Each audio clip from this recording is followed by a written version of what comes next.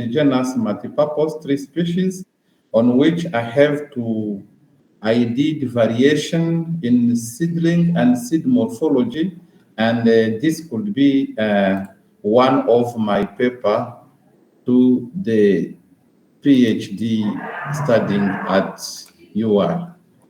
Then, yeah. Hello, I don't know if my screen is shared. It's not. You can try again. Okay. Yes, present now, then enter screen, then hit share. Okay. When the share button is activated on your Enter screen. Yeah. Now is activated. Right. Not yet. Not yet? Yes. Oh. It is not coming until you click share and... Okay. Let me see. Okay. It's coming? Yes, it's coming. Thank you. Okay. Thank you.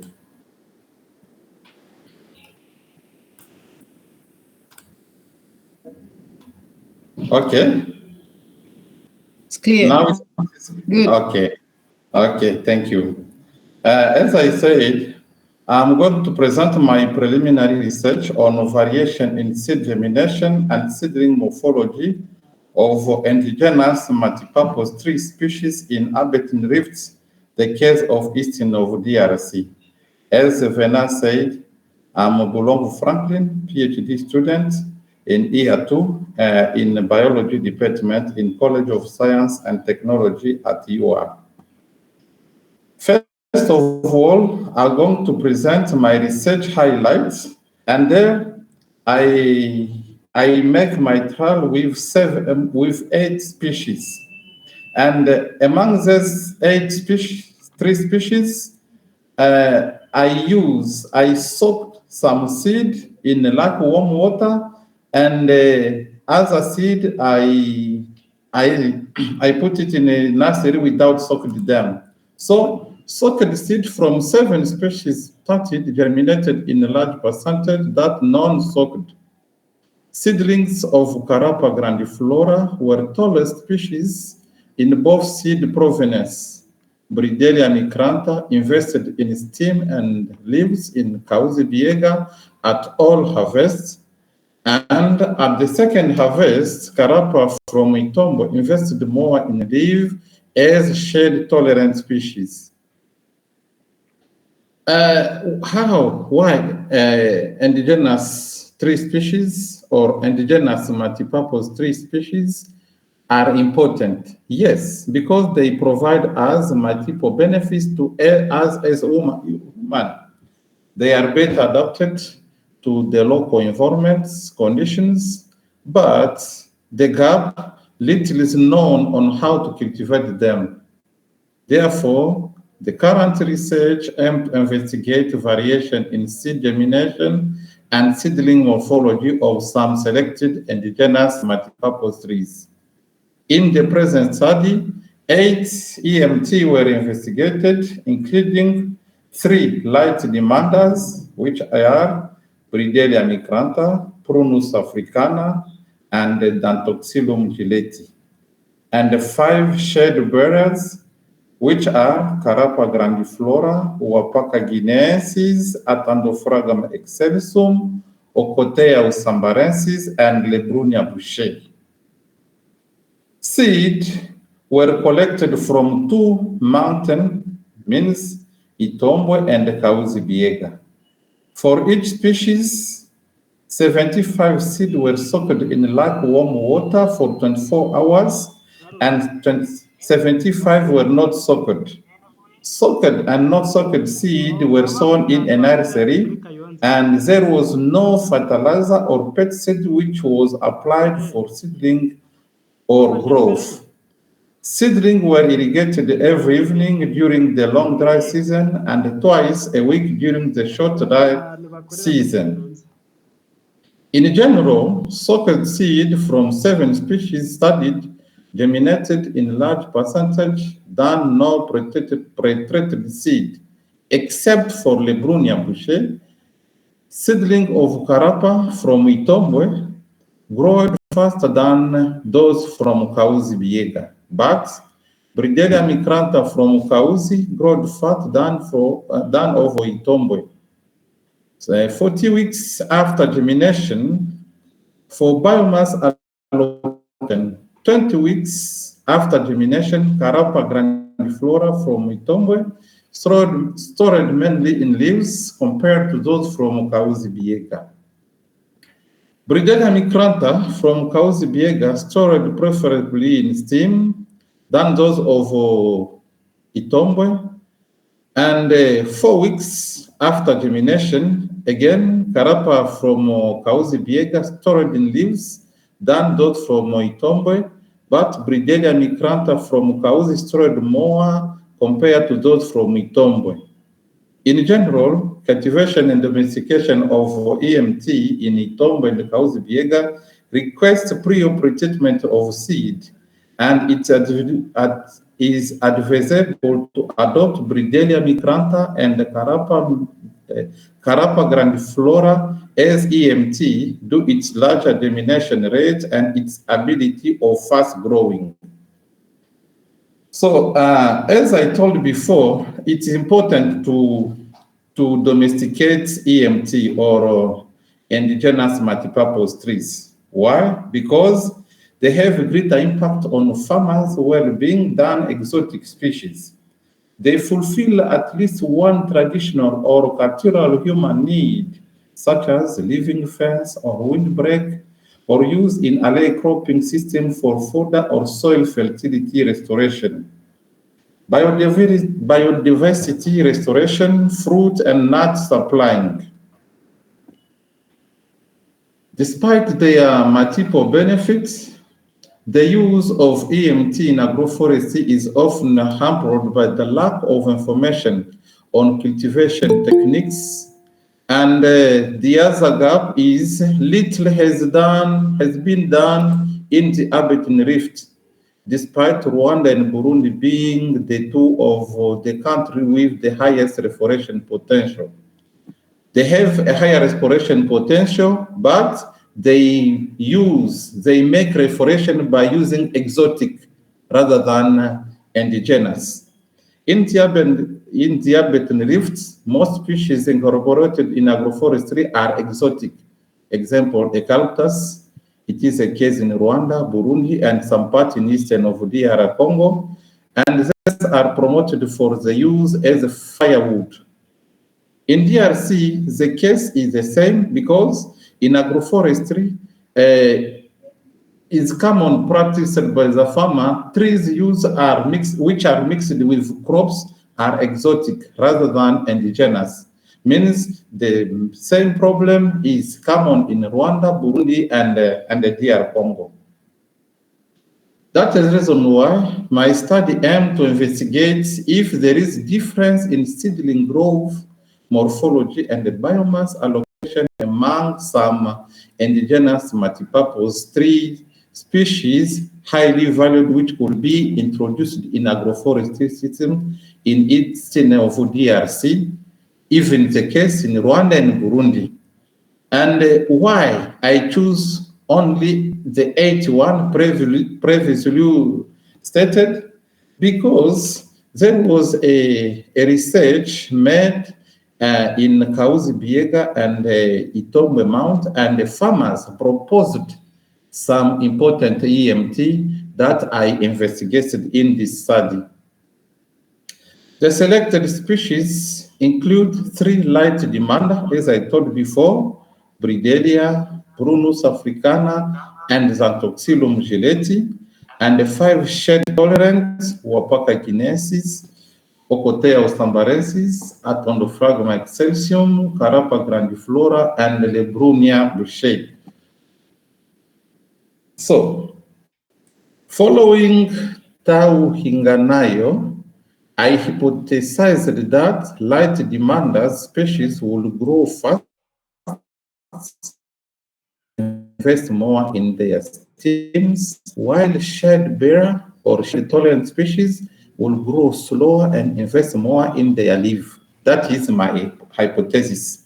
Means some of these three species, indigenous, there are light demanders and there are shade tolerant. Light demanders, I must expect for them to invest more in their stems, while shade bearer or shade tolerant species will grow slower and invest more in their leaves.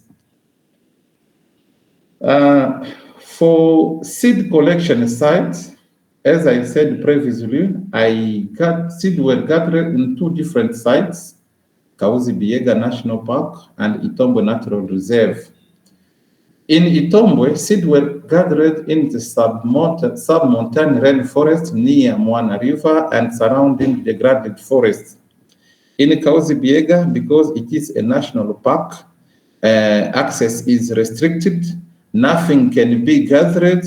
Most seeds were collected in the riverine forest bordering Kauzi-Biega National Park, in primary forests, degraded and the fallows. 8 selected species were collected, as I said, Prunus africana, Carapa grandiflora, Uopaca guineensis, Bridelia nigrata, Atandophragma exarsam, Ocotea sambarensis, Lebrunia boucher, and Xanthoxylum gilleti.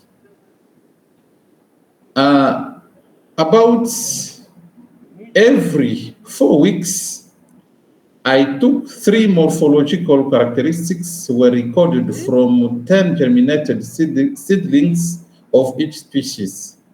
Means stem length, which I measured with a ruler, stem diameter at the base, I measured with an electronic caliper, and I counted the number of leaves. At 20 and 40 weeks after germination, 10 healthy seedlings per species were harvested to determine biomass allocation in 2 different plant parts, means root, stem, and leaves. Dry weight of all these components were determined by using an electronic balance. All seedling parts were dried in an oven at 60 Celsius degrees for 48 hours and weighted on electronic balance for determining dry weights of root, stem, and leaves in the lab of Université Officielle de Bukavu. Total plant biomass was calculated by adding the dry weight of the different plant parts.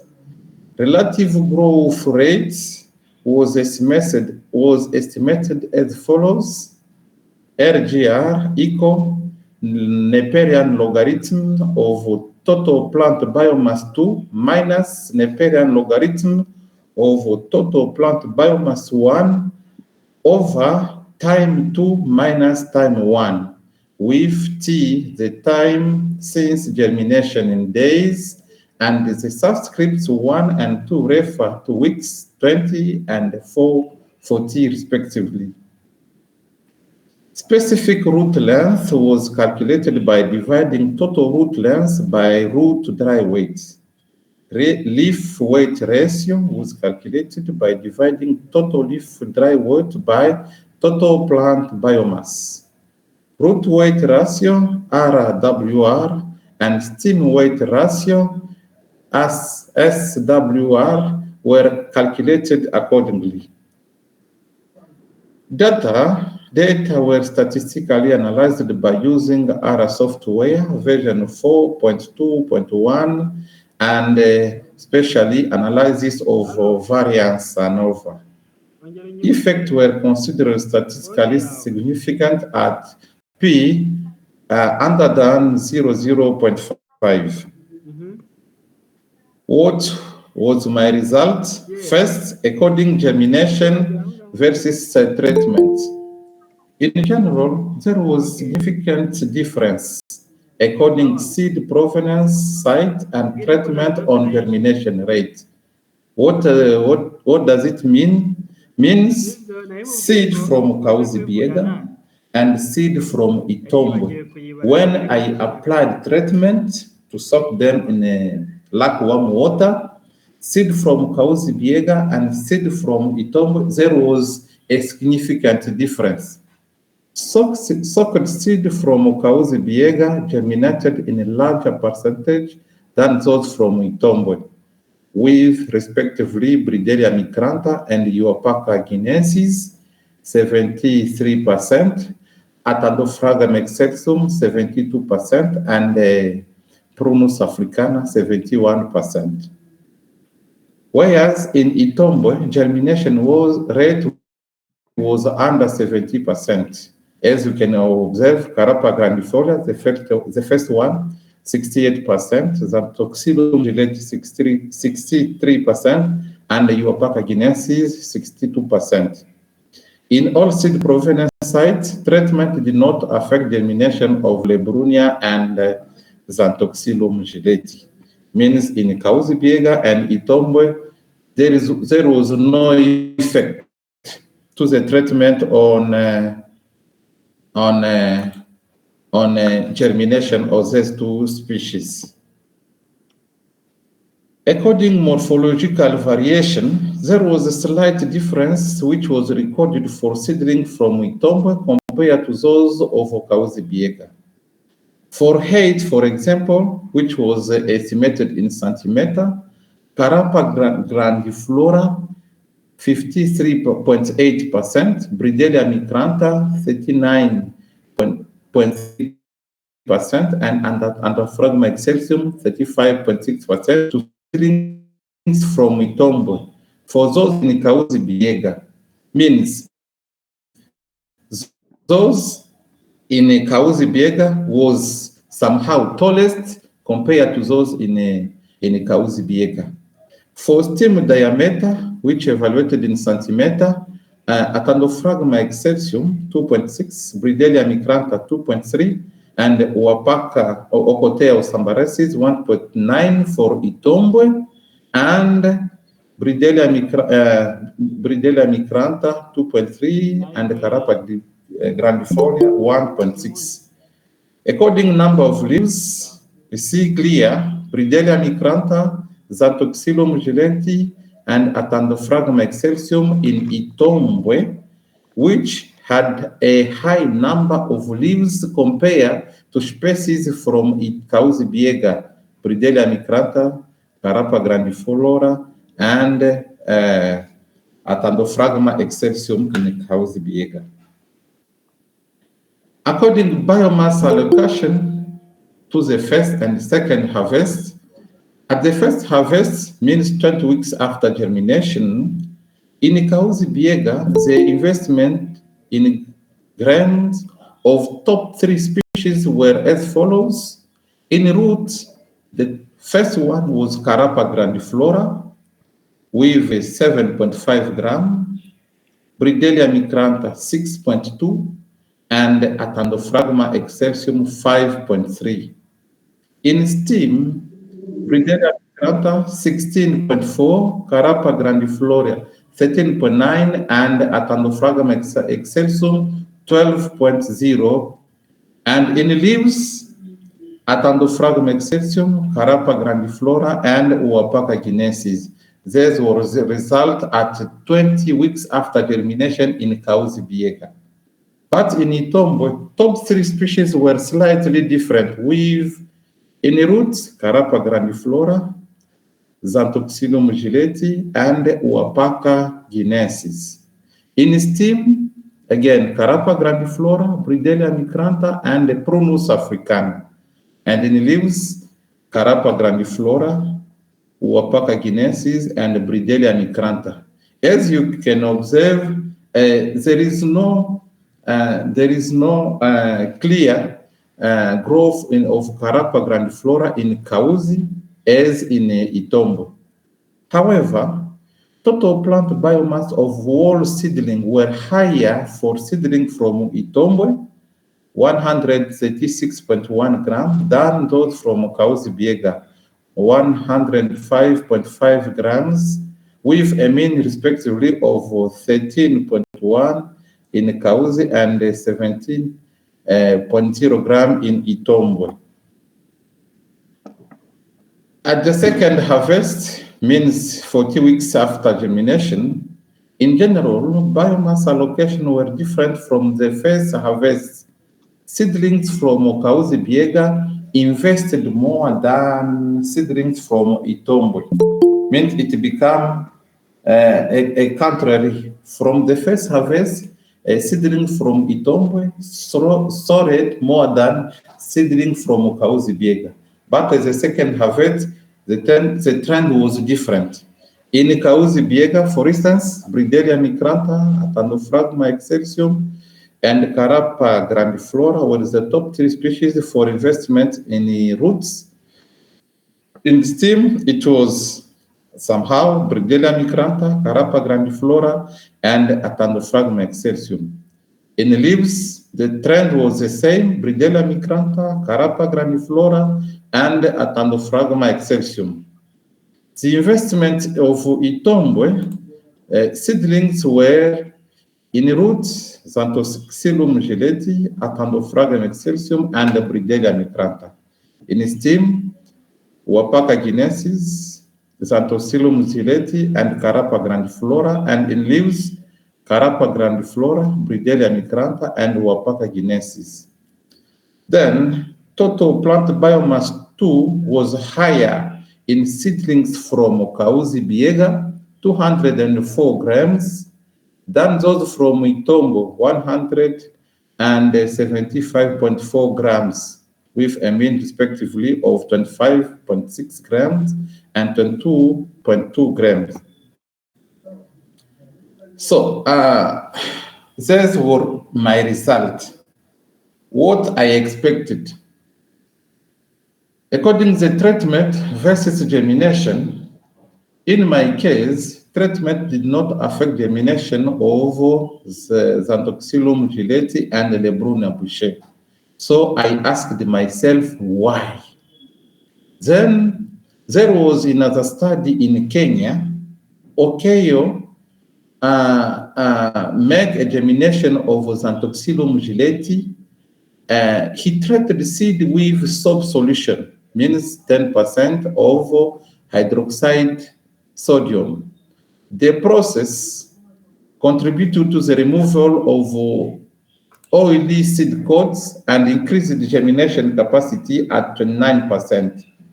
This suggests that Xanthoxylum gileti needed to be treated with the same treatment rather than soak seed in lukewarm water. Means my treatment did not affect germination of Xanthoxylum gileti because my lukewarm water could not remove the oily coat on seed coat of Xanthoxylum gileti. That's why my treatment did not affect germination of Xanthoxylum gileti. But seed of Lebrunia boucher were dormant and requested specific seed treatment to break down its seed dormancy. I searched in literature. There is anything about Lebrunia boucher because first it's a species which is only endemic to Eastern DRC, and this is the first scientific Lebrunia boucher. But I compared to what Professor Kengeruse Jack did in Burundi in the germination of indigenous of Fabaceae with a hard seed coat. He pre-treated seed in boiling water and soaked in the seed in sulfuric acid for softened seed coat, and then washed with the tap water.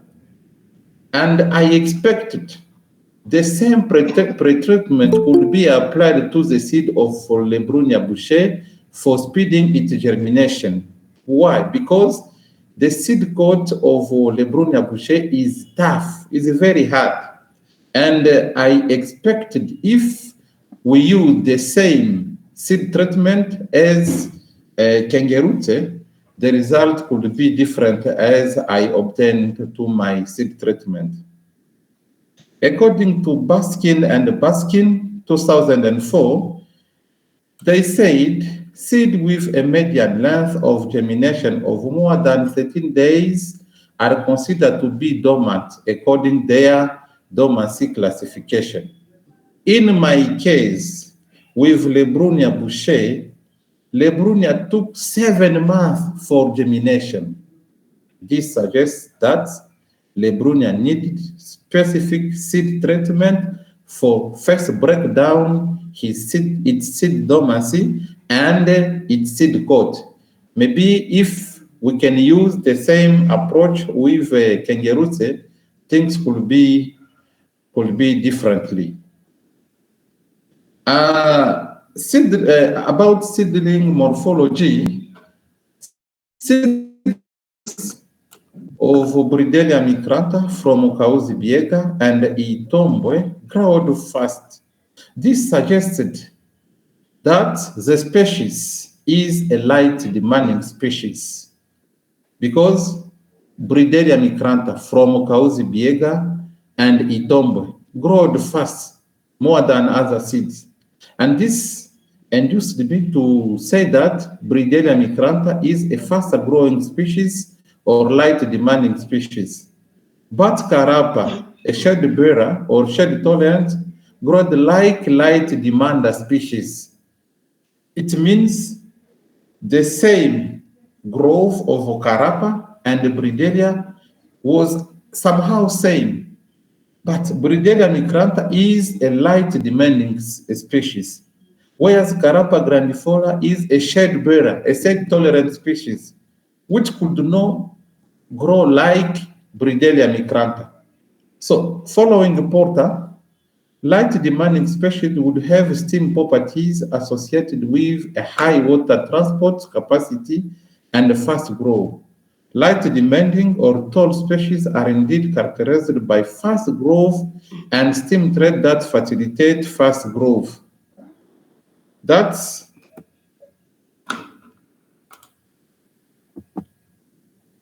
why this could be explained by the shading environment in the nursery.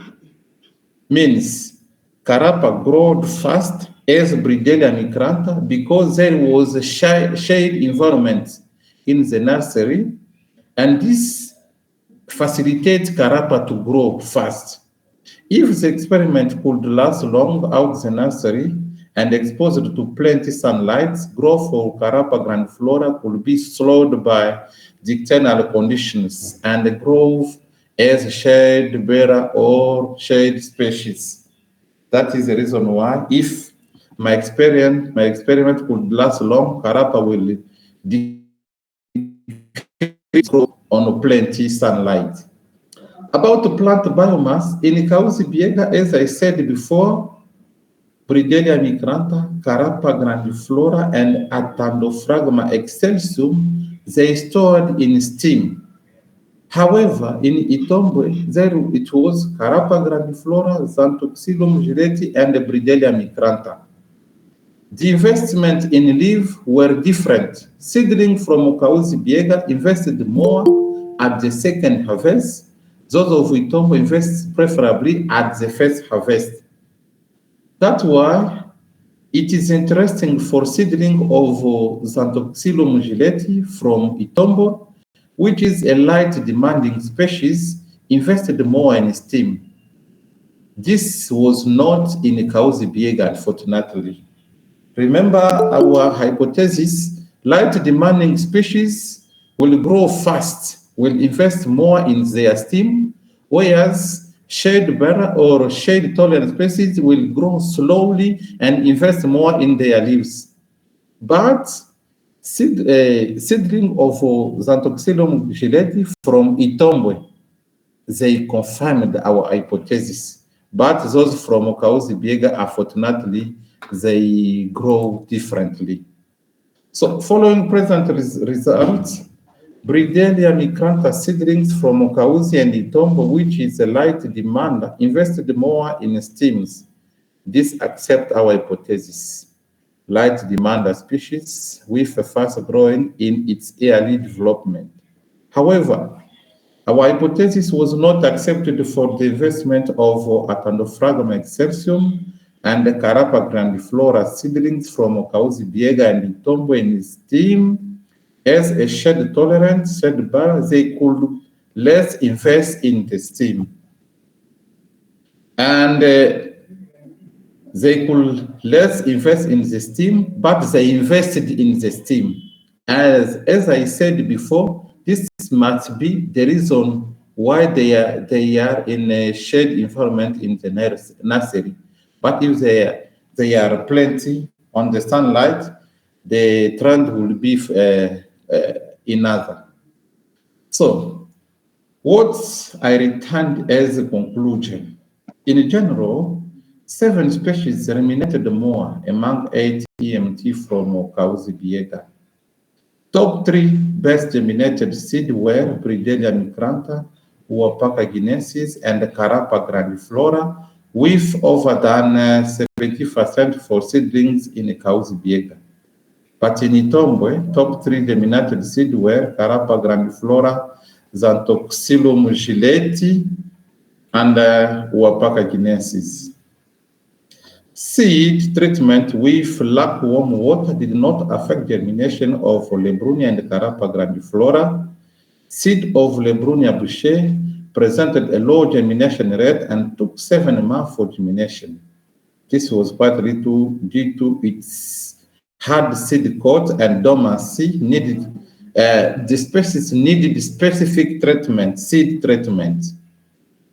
For biomass allocation, seedlings from Itombo invested more than those from Okauzi Biega at the first harvest. But at the second harvest, the trend was different. Seedlings from Okauzi Biega invested more than those of Itombo. However, as mentioned in the hypothesis, Lebrunia boucher could invest more in leaves, but due to its seed dormancy and the recalcitrants for quick germination combined to the short time or in the nursery, it was enabled to invest more in the leaves. Means I need to carry out another experiment, especially for Lebrunia, to know how I can do in order Lebrunia boucher germinate fast as seedlings. It is important in the future to replicate the same experiment by using different seed treatments, especially for Lebrunia, which in this study is the first scientific approach for its domestication and multiplication as being endemic in DRC. And this species is important because it's medicinal. It is used by wildlife, mainly monkeys, and the species is vulnerable under UCN status. Means it's important to see how we can make domestication of Lebrunia boucher in the future. Thank you for your attention. Questions, orientation, other ideas are welcome. Thank you. Yeah, thank you very much, Franklin. The presentation was great and much more applied research. Thank you. Yeah, I see Eric is celebrating. Eric works for the Rwanda Forest Authority, and him and his team are more busy doing those kind of works with seeds to produce seedlings to distribute in many places. And Okay, also, I think they give advice to people when they are coming to buy seeds from them. Yeah. of course. Yeah. Yeah, I would like to receive questions. In addition, please welcome.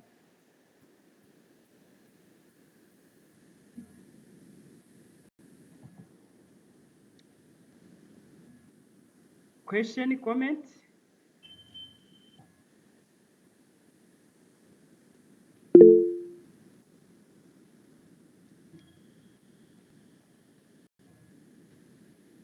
Do you see a hand from anyone? Oh, Mutabazi Patrick, maybe. Mutabazi, you are welcome.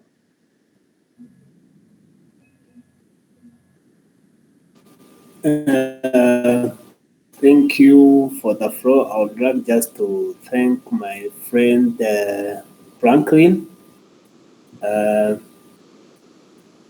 I'll just assist him for the research of an indigenous multipurpose, and I'd like to ask him because for the data that we collect, most the farmers around the protected area, mostly for Nyungwe, they was just claiming that the indigenous plants are good, but they don't just grow faster compared to exotic.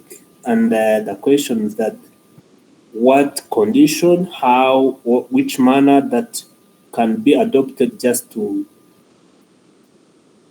adopt those indigenous plants so that they could be replace the exotic plant. Thank you.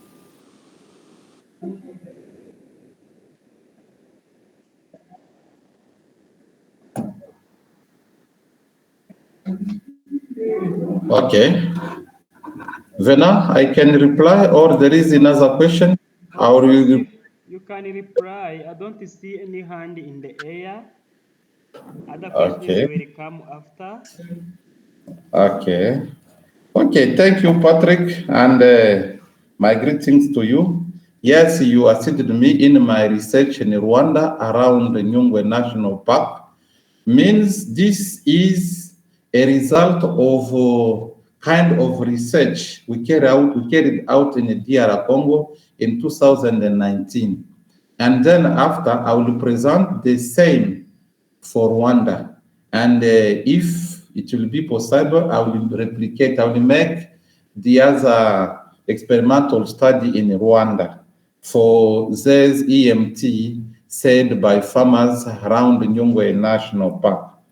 But yes, you are right, indigenous are good compared to exotic because they help us to restore biodiversity, they help us to regulate ecosystem services. For instance, if, for instance, in Rwanda, the eucalyptus and the other exotic tree species planted in Rwanda could be indigenous. No, Rwanda could be very, very rich in biodiversity. But most of those trees are exotic. That's why they prevent some benefits to human because they can match well with the environment of Rwanda. Then the first thing that we can help farmers to adopt define EMT is what we did, Mr. Mutabazi, to go to the farmers to ask their appreciation of given EMT. Farmers are generous. They know which kind of trees they could be used. After their point of view, then because little is known on cultivation of EMT, as I said before, the place where is known, we apply how it's known. The place where is not known, for instance, in my case, to Karapa Grand Flora, where, no, not Karapa, but Lebrunia Boucher, where nothing is known, you need, or we need, to make some experiment to know how it could match better. And after knowing, then we make vulgarization to farmers. That is the reason why it's better. It's better. That is my advice. It's better to give advice to farmers to use or to make to use fast-growing species. Fast-growing species, yes. As I said, their stem properties is not good like slow-growing tree species. But fast-growing tree species could be as nursery to slow-growing tree species. That is the reason why, as I said before, first you make kind of a survey into the farmers, and if some farmers select slow-growing tree species, you adopt, but you tell them that this, and that could last long. That is the reason why let's begin by the fast-growing tree species, and this is working well. Means after that we did with you, we are going to come back again and to replicate and experiment because it was generous. For instance, in our studying, it was wonderful where farmers told us it's important for their livestock feeding to adopt Sericostakis scandens, a kind of invasive liana. I saw it in the Nyungwe National Park. They invite species. This could be important for livestock feeding and to grow Sericostakis scandens is very, very easy for cutting for seed. That is the reason why first we need to know farmers' preference, because if you come with your idea and you give to farmers, adopt this and this, no, the adoption is difficult. The adoption will be difficult. I don't know if I give an answer to your question, Mr. Patrick. Yeah, I hope he is answered. Thank you. Okay. Yeah, Eric said, how can you correlate the rate of germination with the survival rate according to the species presented? Did you measure that? You said? Can you repeat again? How can you correlate the rate of germination with the survival rate according to the species presented? Okay. Of course, as I said, I use only one treatment, like warm water. And in this one treatment, of course, the mortality was low, was negligible, and some of seed which was not germinated was due to several factors. This was not due to the treatment or to my disposition. For instance, there are some seed I took from Itombwe to Kauzibiega, around 70 or 80 kilometers, 3 days, 4 days, 1 week. And this can give some mortality. That is the reason why there's survivance and mortality was due to so many factors: transport, conservation, some time. That is the reason why a correlation of survivance to my treatment is difficult to estimate because there was so many factors.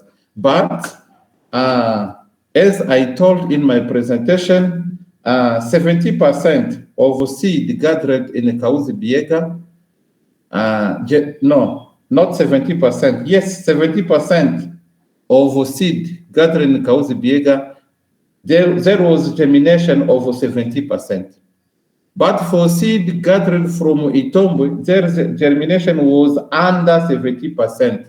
And the mortality was due to many factors, as I told before: transportation, collection methodology because due to limitation.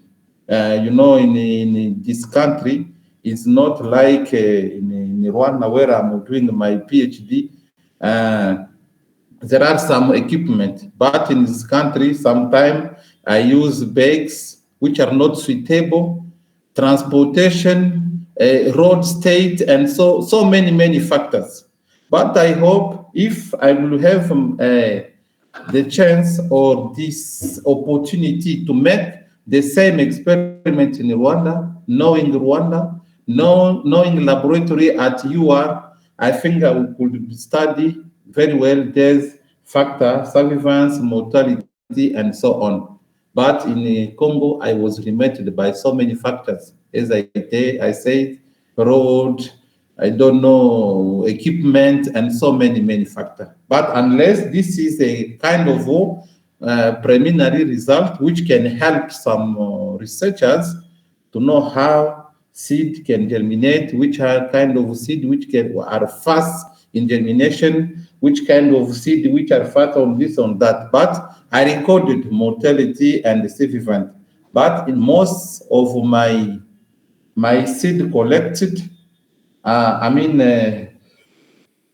those from Itombwe, I have some mortality due to the factor I mentioned before. I don't know, Mr. Eric, if I give an answer, I try to give an answer to your question.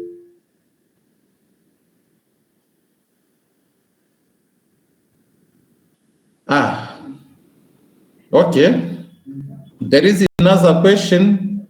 How many seeds I used in my experiment?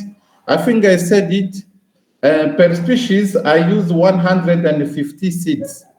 I divide the seed in two groups, 75 seeds. I treated 75 seeds. I have not treated. And as I told before, treated seed for some species germinated well more than not treated seed, as I said in my presentation.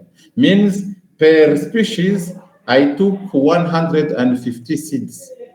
And then I divide them in two parts, 75 treated and 75 not treated seed. Yeah.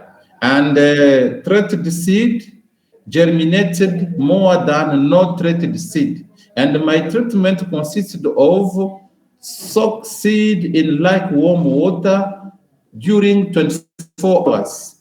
24 hours in 35 Celsius degrees, 35 Celsius degrees during 24 hours.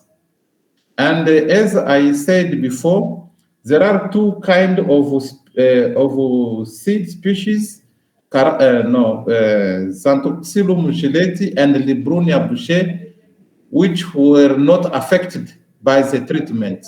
And I explained for Xanthoxylum gelati, treatment was not applied due to what Mr. Okeyo in Kenya used, which increased germination on 29%. He treated he treated seed in soap solution, 10% hydrochloric acid, and then he washed, and this increased the germination rate on 29%. And he said in his paper, Mr. Okeyo said that on Xanthoxylum gelati, seed have a no-leak seed coat, which is like a factor which influence seed dormant. Yeah, it is any seed inhibition for germination. Yeah, that is the word. Means on seed coat of Xanthoxylum gelati, there is a no-leak coat, which is inhibition for germination.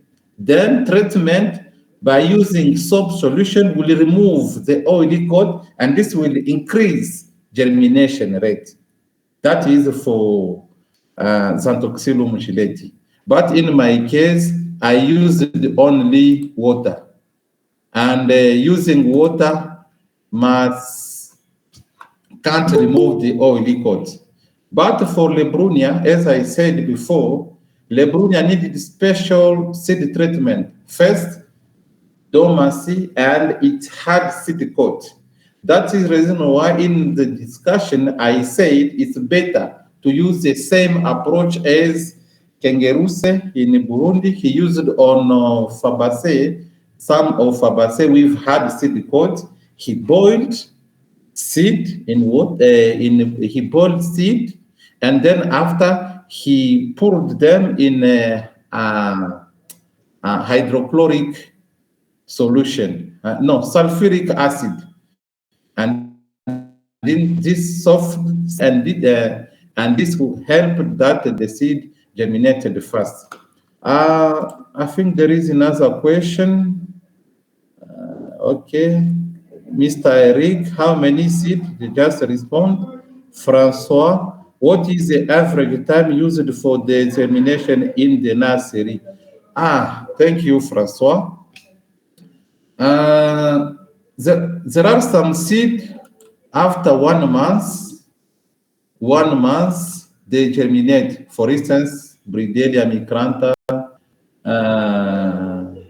Uapaka guinensis, Attendophragma excessum. In 1 month they germinate. Most of seed average time for their germination in the nursery was 1-2 months. But except for Lebrunia, Lebrunia took 7 months. Imagine, 7 months for germination. That is the reason why I need to carry out another experiment for Lebrunia to identify which was a problem. And it's important to domesticate Lebrunia, as I said before. It is a kind of a plant which is vulnerable after UCN classification status, and then it's multi-purpose here in DR Congo, medicinal, biodiversity, monkeys and other animals feed on its fruits. It produces a good quality of timbers, so many, but it's vulnerable. That is the reason why I need, maybe in my future studying, I need to know how I can do to domesticate Lebrunia. But until now, it's difficult for me to say with a clear precision that for growing Lebrunia, you should do this as a kind of seed. No. And as I said before, it is a first scientific approach for Lebrunia. I'm trying to see if I will have the opportunity maybe to have some lab or some other teacher, professors, scientists who will help me to domesticate Lebrunia. Okay. I don't know if there is another question in my chat box. I don't see another question. Yeah. Okay. Vena, I don't know if there is another question or another hand. Hello. Yes, Vena. Yes, sorry, I was speaking on mute.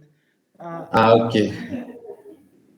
Yeah, let me see if we have other people who have questions or comments. There is another question, another suggestion. Yes, Emmanuel. Yeah. Emmanuel said that I wonder if we can domesticate Lebrunia boucher in Rwanda. I think we can try, Vena. We can try, Emmanuel. But remember, there was a presentation of, I don't remember, here in our weekly seminar. It's what kind of PhD student in Germany. He speaks about invasive species. Yes. And it's sometimes difficult to make introduction of new species in a defined area. I don't know how, which would be the kind of suggestion at Rwanda authorities, because yes, we could just try, but I think it's not allowed. We need to have a special permission, I think, but we could just try. We could just try, and with that, we cannot know if the species could disappear in DR Congo. We could then obtain it in Rwanda. I will discuss with maybe my promoters. I will discuss with them how we can introduce Lebrunia in Rwanda. But it's important to introduce it in Rwanda because it's endemic in eastern of DRC, and it's a under vulnerable state. Imagine if one day the species could disappear, this could be painful to us as conservationists. That, Mr. Emmanuel. Yeah. Yeah, that's a Thank good you. suggestion, and please try that and see. And please don't force. If you don't agree on the idea of domesticating it in Rwanda, uh, yes, look for another way you can use to conserve it. Yes, yes. Yeah. I think there is another question, Vena. Uh-huh. Jean-Claude, he asks, which trees in those 10 tested have higher biodiversity friendship, like bird and bees? Yes, Jean-Claude, both are important to biodiversity. Mm-hmm. But I selected following that we obtained as result in our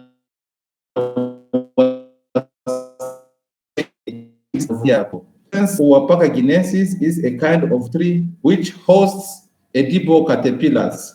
And says edible caterpillars means they attract birds. They attract birds for their feeding, and their leaves are important to restore soil fertility. Means both species are important. We selected them following what farmers told us.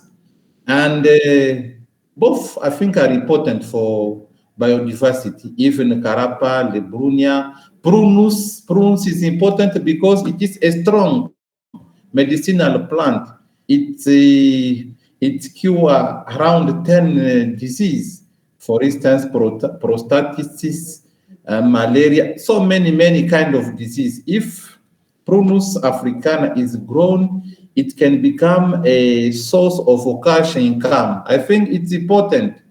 All these 8 EMT are important. That is the reason why it's important for there's all kind of trees to be domesticated. There is another question. Mutabazi Patrick said first is It's a to check. comment. I comment. Yeah, Okay. he's saying that you can check first the literature and Yeah. know if it is already in Rwanda or not, which means Mutabazi is thinking maybe it's already here, but it's something we can check. No, I can share with some papers I have with scientists. It's not only is endemic in eastern of DR Congo, Patrick. I will share with you some papers which say that. Thank you very much, Franklin. This was a great presentation, and I wish you all the best with your PhD research. And Thank I'd you. like to thank our participants here. Thank you for joining us today. Let's meet again next week on Wednesday again. Let's stay in touch. Thank you, Vena. I think in the coming weeks, I will present a result of a survey we carried out around Nyungwe National Park with Patrick, as he says. And I think that it will be great presentation. It will be great to share ideas about what we discovered in Rwanda, like in DR Congo. Thank you. Yeah, thank you very much. I was about to ask about that. I am clear. Yeah. Yeah. Okay. Yeah, thank you very much. We stay in touch. Thank you. Thank you.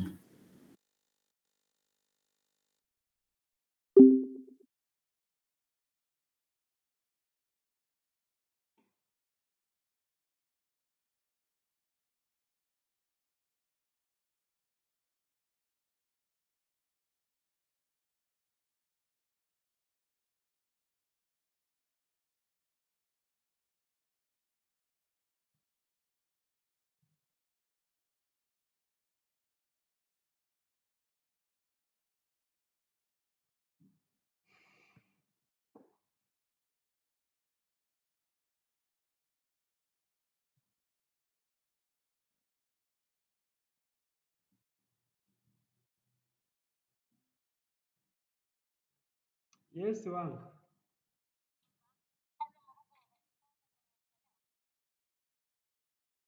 Babizane. Babizane. Mm.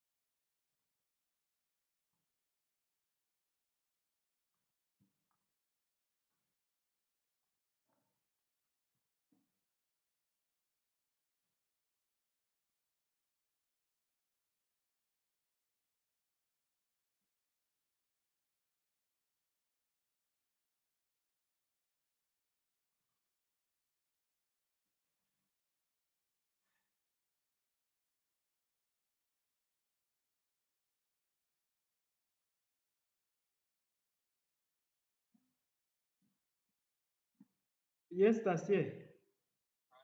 Yes. Mm. Yamwoherereza ahubwo buriya nta kuntu yagura ya yindi ya 3,900 ko ariyo mbona nabona vuba. Noneho mwoherereza iya 3,900 iyo ariyo. Iyo ngiyo? Mm. Ziri? Mhm. Mm. None se izo ngizo ukoresha waziguze angahe?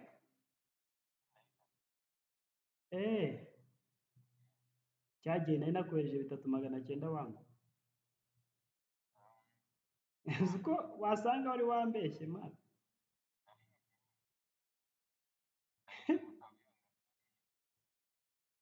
Utanaguze iyibe wangu ndagushyigikiye. Ngo ni 13 wangu? Reka ndebe kuri akawunti nsanga ntayafiteho ndagusaba kungurizaho.